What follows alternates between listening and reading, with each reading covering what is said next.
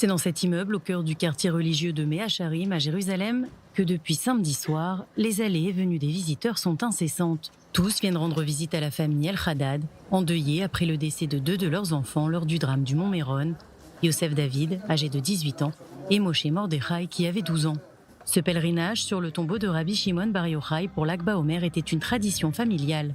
Ça fait déjà presque 30 ans que j'ai promis à Rabbi Shimon Bar Yochai que je prends sur moi de venir chez lui chaque année. J'étais après des accouchements, j'avais des bébés de 1 mois, je venais chaque année.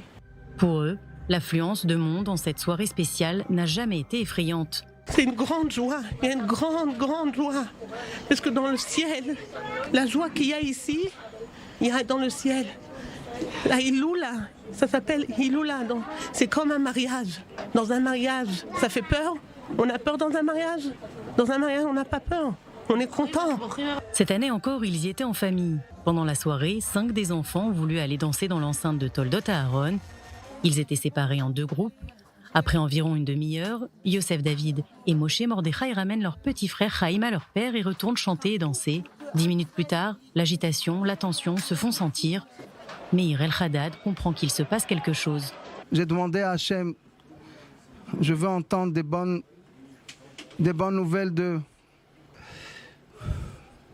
Ne prends pas la Emouna d'y croire que tout ce qui se passe est de toi et c'est pour le bien.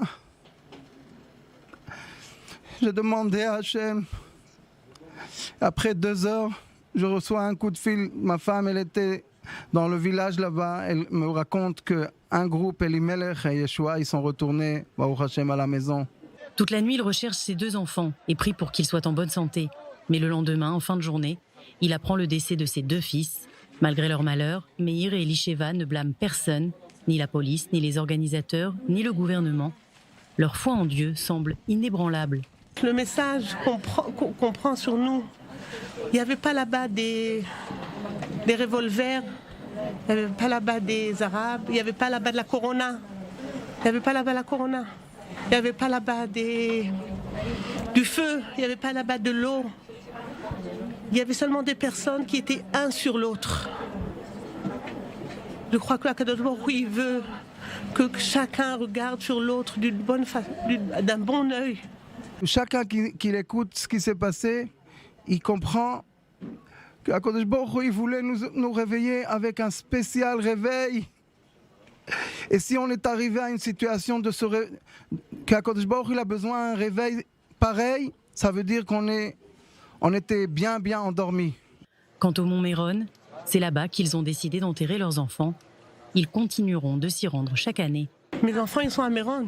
On les a laissés à Méron. Ils sont là-bas.